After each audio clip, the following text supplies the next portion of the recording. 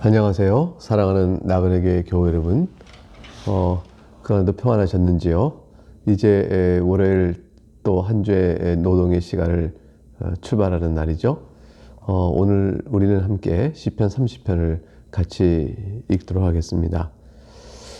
다윗이 하나님께 간구를 드립니다. 그토록 구원을 위하여 애절하게 간구를 드렸는데 그 응답을 받았을 때 다윗은 얼마나 큰 기쁨 가운데 어떤 찬양을 하나님께 올릴까요? 오늘 시편 30편에서는 다윗이 자신의 눈물과 슬픔을 기쁨과 춤으로 바꿔주신 하나님의 은혜를 찬송하는 내용을 우리가 보게 되어집니다.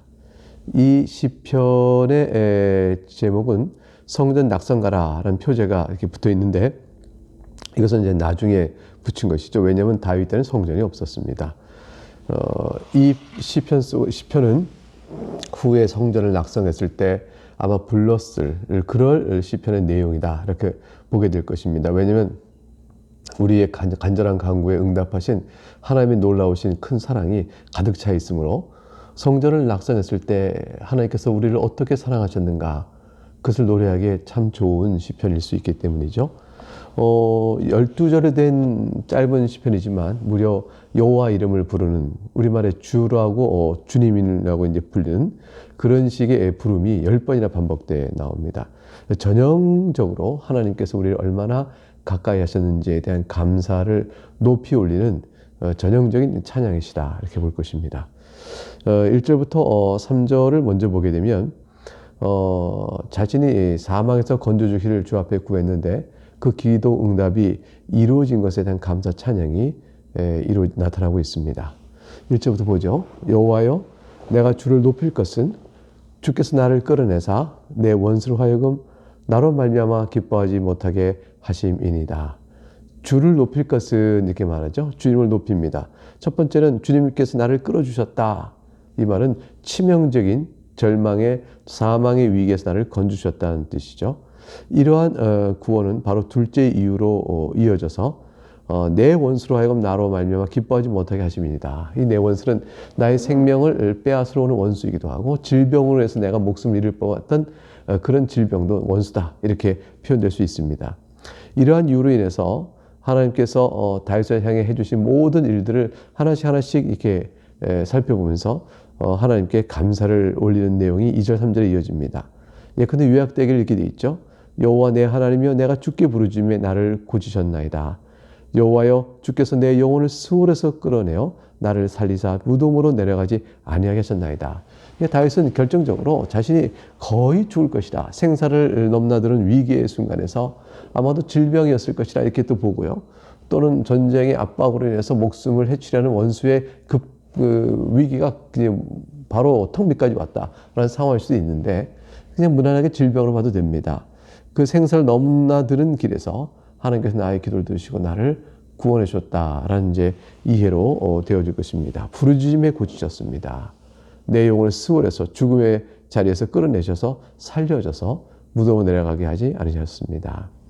이와 같은 자신의 구원을 놓고 모든 성도들 불러서 함께 찬양할 것을 권하는 게 4절과 5절입니다.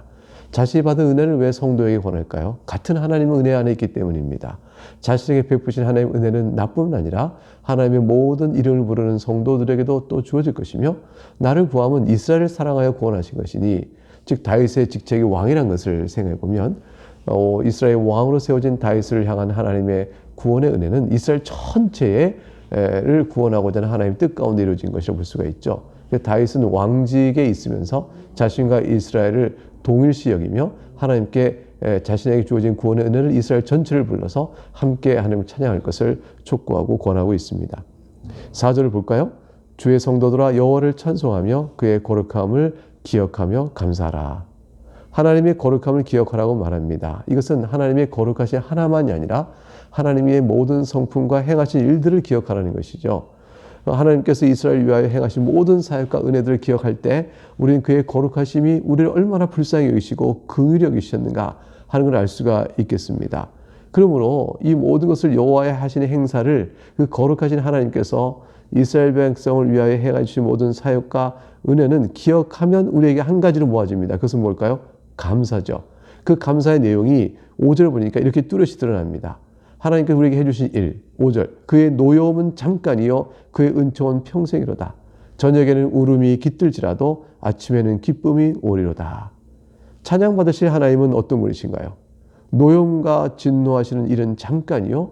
이것은 왜 잠깐일까요? 의로운 길로 인도하시기 위하여 은총을 내리신 일 중에 하나의 방식이 진노였기 때문에 그렇습니다.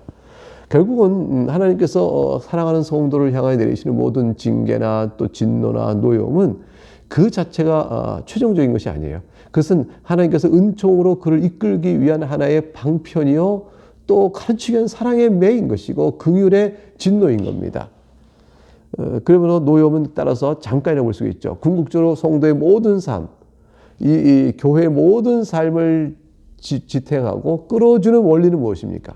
그것은 은총입니다. 그래서 은총은 평생이로다 되어 있죠. 나의 인생을 돌아보면 줄관되게 줄곧 나를 붙들고 계신 것은 무엇일까요? 하나님 은총뿐입니다. 비유하건대 저녁에는 울음이 깃들지라도 아침에는 기쁨이 온다 했습니다. 저녁은 곧 이제 어둠이 내립니다. 이것은 진노를 상징하는 것이죠. 그래서 어둠이 내릴 때, 즉 진노가 가득 차서 캄캄할 때, 그래서 어둠에 내린 그 밤에 울음으로 우리가 슬피 울며 이걸 벗어나기를 우리가 간구할 때, 새벽에 여명이 쫙 비치면서 어둠이 점씩 밀려갑니다. 아침이 밝아옵니다. 밝은 대낮이 옵니다. 통회하고 하나님 앞에 엎드린 자에게 죄 용서함이 부러지고 그에게 평강과 기쁨이 주어지는 은혜의 아침을 맞이하게 될 것이죠. 그러므로 그때서 말합니다. 아, 하나님의 노여움은 잠깐이요 은총은 평생이로구나. 하나님이 결코 나를 버리지 아니하시고 다시 또 밝은 빛은 나를 비춰주시는구나. 이걸 고백하게 되어지죠. 그래서 우리가 이번 5절에서 보면은 노여움과 은총, 또 잠깐과 평생, 그리고 아침과 저녁, 또 울음과 기쁨 이런 대조를 통해서 자비로우신 하나님을 더욱더 찬송하는 것입니다. 그래서 다윗은 이 기쁨을 가지고 다음과 같이 자신에게 미치는 변화를 노래하죠. 6절과 12절까지가 그것입니다. 한마디로 슬픔이 춤으로 바뀌어진 은혜를 내가 겪었다. 이렇게 요약되는 것이죠. 다시 6절에 자신의 죄를 이렇게 고백합니다. 보세요. 내가 형통할 때 말하기를 영원히 흔들리지 아니하리라 하였도다. 이것은 형통할 때 하나님이 도우심으로 하나님 은혜로 하나님 의지하여 흔들리지 않는다 이렇게 고백하는 것이 아니고 자만과 교만의 말이죠. 내가 형통하여 모든 것이 승승장구 잘 될 때 내가 그때 생각할 때는 내가 영원히 흔들리지 않을 거야. 나는 스스로 견고할 거라고 이렇게 생각하는 교만 속에 있었다. 그런데 자기에게 위기의 순간이 옵니다. 실패와 곤고와 또 어려움의 순간이 닥쳐옵니다. 그럴 때 비로소 아하 이것은 내 힘으로 세워진 것이 아니구나 이걸 깨닫게 되어지죠. 사람은 영적 위기를 당할 때가 성공과 풍족한 삶, 만족이 있을 때 그럴 때 뜻밖의 위기가 찾아옵니다. 실패와 곤고와 가난함과 어려움 때 위기가 오기보다는 무엇인가를 이루어냈다. 무엇인가 참 주변이 평안하다. 이럴 때 그때쯤에 자신의 마음이 교만해지고 영적인 경계심이 낮추어지며 결국 위기가 오게 됩니다. 지금 다윗은 그런 상황을 얘기하고 있는 것이죠. 내가 형통할 때다. 내 영혼이 흔들지 아니하리라. 이런 교만과 그 자부심의 마음속에서 위기가 찾아온 것입니다. 7절에 여호와여 주의 은혜로 나를 산같이 굳게 세우셨더니 주의 얼굴을 가리심에 내가 근심하였나이다. 7절은 뒷절부터 먼저 보는 게 좋아요. 그렇게 내가 아까 6절에서 본 것처럼 형통할 때 내가 참 견고하다 영원히 흔들지 않을 것이라 했는데 7절 하반절에 주께서 얼굴을 가리시니까 당장 자신에게 어떤 일이 벌어집니까? 근심할 일이 찾아오는 겁니다. 형통하던 다윗에게 위기가 찾아온 것이죠. 고통과 죽음의 그림자가 다윗에게 달려오게 됩니다. 주님께서 얼굴을 가리시면 그러면 다윗에게는 오직 근심이 찾아올 따름입니다. 다윗의 고백이 어떻게 바뀌나요? 7절 전반절이에요. 여호와의 주의 은혜로 나를 산같이 굳게 세우셨더니 이제 내가 알겠나이다. 내가 영원히 흔들리지 아니라 말했던 산같이 견고하게 내가 세워지는 것은 나로 인한 것이 아니요 주의 은혜로 인한 것이었습니다. 하나님 주님의 은혜였습니다. 고백하면서 이제 회개하며 주의 도우심을 구하는 상태로 들어가게 됩니다. 근심에 놓이자 다윗은 위험을 시험을 이겨나가는 또 성도의 믿음의 모습을 보이게 되는 것이죠. 이제 8절에 그래서 이제 하나님께 부르짖습니다. 여호와여 내가 주께 부르짖고 여호와께 간구합니다. 엎드리고 은혜를 구하는 것이죠. 9절 내가 무덤에 내려갈 때 나의 피가 무슨 유익이 있으리요. 진토가 어떻게 주를 찬송하며 주의 진리를 선포하리이까. 질병으로 혹은 원수들의 공격으로 이제 임박한 죽음의 위기에 처했던 다윗은 절박하며 간절한 간구로 혼신의 힘을 다해서 하나님께 기도를 올립니다. 하나님의 자비하심 외에는 살 길이 없습니다. 다윗의 기도를 계속 들어볼까요? 내가 무덤에 내려갈 때 나의 피가 무슨 유익이 있으리요. 나의 피란 것은 죽음을 뜻해요. 내가 무덤에 내려갈 때 나의 죽음, 그것이 하나님께 무슨 유익이 되겠습니까? 하나님 생각해 주세요. 9절 하반절에 이렇게 되어 있죠. 진토가 어떻게 주를 찬송하며 주의 진리를 선포하리까. 자신이 진토처럼 되어지면 더 이상 하나님의 은혜를 찬송할 수도 없고 하나님의 진리를 선포할 수도 없는데 주여 불쌍히 여겨주셔서 생명을 저기 연장시켜 주옵소서. 주님께 생명 연장시켜주면 제가 인생의 참된 본분을 따라서 하나님을 영화롭게 하며 하나님께 베푸시는 은혜와 진리를 선포하기를 원합니다. 하나님 주의 은혜를 선포하고자 하오니 불쌍히 여겨주시고 생명 연장해 주옵소서. 오직 주의 은혜와 진리를 선포하는 것에 저의 인생의 즐거움과 기쁨을 두고자 합니다. 하나님 살려주옵소서. 이렇게 간구하게 된 겁니다. 10절에 여호와의 들으시고 내게 은혜를 베푸소서. 여호와의 나를 돕는 자가 되소서 하였나이다. 이렇게 간구할 때에 하나님 자신의 성품에 의지하여 호소합니다.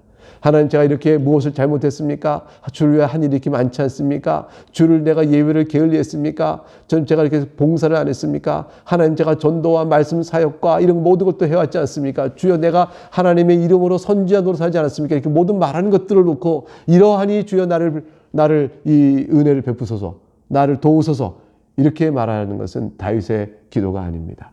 이건 성도가 드릴 기도가 아니죠. 왜냐하면 우리가 말하는 모든 것들은 주께로부터 받은 이미 큰 은혜의 선물을 누리고 있었던 것이거든요. 우리가 주님을 위하여 주님께 가까이 나가는 모든 일들은 우리로부터 비롯된 것이 아니고 주의 사랑이 우리에게 미쳐져 우리에게 이루어진 사실들인 것입니다. 그러므로 우리는 이 모든 사실 속에서 이러한 기도할 때 하나님의 은혜의 성품을 바라보며 그 긍휼에 호소하여 엎드리는 것이 마땅합니다. 다윗이 그렇게 기도합니다. 내게 은혜를 베풀어 주소서. 하나님 긍휼의 하나님이시니 주여 나를 불쌍히 여겨 주시옵소서. 고통 속에 비탄에 젖어 절절히 간구하던 다윗은 이제 나를 돕는 자가 되소서라는 자신의 간구를 과연 받게 될까요? 하나님의 성품에 호소하여 하나님 행하신 모든 일을 통하여 나의 하나님 이렇게 찾아 엎드릴 때 우리 주 예수 그리스도 안에서 베푸신 그 하나님의 사랑을 우리가 붙들고 외칠 때에 응답이 이루어집니다. 그래서 다윗은 11절에 이렇게 자신의 응답을 받은 그 반전, 영적 상태의 반전이 이렇게 나타납니다. 그 영적인 그 비탄 속에서 영적인 행복감으로 바뀝니다. 주께서 나의 슬픔이 변하여 내게 춤이 되게 하시며 나의 베옷을 벗기고 기쁨으로 띠띠우셨나이다. 다윗에게 이루어진 반전을 보세요. 절망과 슬픔이 희망의 춤으로 바뀐 것입니다. 절망의 슬픔은 희망의 춤으로 바뀌고 머리를 쥐어뜯으며 가슴을 치며 통곡했던 다윗이 가슴을 치며 머리를 쥐어뜯으며 바닥을 엎드려 기어가며 통곡했던 다윗이 이제는 얼마나 기쁜지 말할 수 없는 행복감에 손과 발과 몸을 움직여 춤을 춥니다. 무엇이 달라졌나요? 하나님과의 관계가 달라진 거죠. 하나님 관계가 밝아진 것입니다. 통해하는 심정을 표현했던 베옷을 벗기고 절망과 슬픔의 베옷을 벗기고 주님께서 기쁨의 띠로 띄우셔 주십니다. 이제 기쁨의 춤을 추게 되는 것이죠. 즐거움의 잔치에 나가서 춤을 추는 모습으로 이렇게 바뀌게 된 겁니다. 그 춤의 내용은 하나님께서 내게 베푸시는 은혜, 용서로 인한 그것으로 인한 기쁨이요. 그것에 대한 감사의 표현이죠. 그래서 12절은 바로 이 감사를 이렇게 표현합니다. 이는 잠잠하지 아니하고 내 영광으로 주를 찬송하게 하심이니 여호와 나의 하나님이여 내가 주께 영원히 감사하리이다. 다윗은 잠잠할 수가 없었습니다. 자신의 영혼 깊은 곳에서 흘러나오는 이 감사의 기쁨은 하나님을 향하여 찬송을 올리기에 결코 쉴 수가 없었던 것입니다. 사랑하는 여러분, 여러분도 마음속에서 여러분이 겪은 어떤 상황이든지 주께 감사의 기도를, 감사의 찬송을 결코 쉴 수가 없지 않습니까? 힘들은 주 앞에 간구하되 그러나 나의 하나님, 내 이 인생 속에서 세상에서 살아가는 인생을 다 보세요. 특별한 인생은 없습니다. 그 잘난 인생은 없습니다. 그 견고한 인생이요, 복된 인생 따로 찾아볼 사람이 누가 얼마나 있겠어요. 인생이 거기서 거기입니다. 그러니 어떻게든 살아내는 것인데 우리가 예수 그리스도와 함께 있는 동안 주님의 은혜의 손길 붙잡아 사는 것, 그것만이 인생 사는 동안에 최고의 힘이요, 우리의 의지가 되는 거 아니겠습니까? 이 세상에 더 많은 것을 먹고자 사는 것에 희망을 두시고 이 세상에서 더 높은 위치의 세상의 사람들에게 우르르 내가 권력을 행사하는데 그것에 여러분의 만족과 기쁨을 두고 사시겠습니까? 우리 나름대로 자신이 주어진 은사를 개발하고 성실한 노력으로 좋은 성과를 이루어 이 세상에서 자기 할 바를 찾아갈 것입니다. 어떤 이들은 직업에 따라서 여러 가지 직업들을 찾아 나가겠죠. 어떤 이들은 자신의 은사에 따라서 여러 가지 일들을 하겠죠. 그 모든 것을 성실하게 자기의 소원대로 노력하여 얻을 것이나 그 삶을 이뤄가서는 자기 삶의 분깃을 살아가는 몫을 이루는 것이지 그 자체가 목적일 수가 없는 겁니다. 어떤 인생의 자리에 있든 간에 높든지 낮든지 강하든지 약하든지 부하든지 가난하든지 그 어떤 상황이든지 우리는 슬플 때나 절망이나 희망차서 마음이 교만해질 때 어느 때든지 오직 한 가지 인생에 세워진 취지와 본분은 무엇입니까? 하나님을 즐거워하는 데 있습니다. 이제 다윗은 그것을 마음속에 쉴 수 없이 결코 쉬지 않고 주를 찬송합니다. 그래서 영원히 하나님께 감사한다 이렇게 되어져 있죠. 영원히 하나님께 감사한다. 여러분, 우리 인생이 마칠 날이 되면 주님께서 슬픔 속에 있었던 인생은 다 기쁨으로 바꿔주십니다. 기쁨 속에 있었던 인생의 만족은 더 참된 기쁨으로 바꿔주실 것입니다. 인생은 죄 아래에 있는 인생 속에서 주 예수를 믿고 살아가는 것은 참된 은혜고 자랑이죠. 그러나 누구라도 인생 중에 있으면서 수고와 슬픔뿐인 인생이기 때문에 베옷을 입지 않고 있는 인생은 없습니다. 그러나 주님께서 우리의 베옷을 벗기실 거예요. 이제 썩어질 육의 몸이 아니라 영광스러운 부활의 몸으로 입혀주시고 우리에게 새 생명 가운데 살아가는 놀라운 그때를 펼쳐줄 때는 우리는 기쁨의 띠를 띄우시는 그런 은혜를 입게 되는 것입니다. 이 땅에서 그것을 잠시 맛보게 되겠죠. 예배 중에, 이 말씀을 읽는 중에, 여러분의 기도 속에서, 찬송 속에서 말이죠. 그러나 온전한 기쁨은 낙원에서 누릴 것이요, 더 완전한 기쁨은 다시 오실 그날의 부활의 몸을 입고 누리게 될 것입니다. 이 약속의 아름다운 때를 바라보시면서 굳은 믿음으로 또 오늘 주를 찬송하며 승리하는 하루가 될 수 있기를 주의 이름으로 축복합니다. 내일 다시 뵙겠습니다. 감사합니다.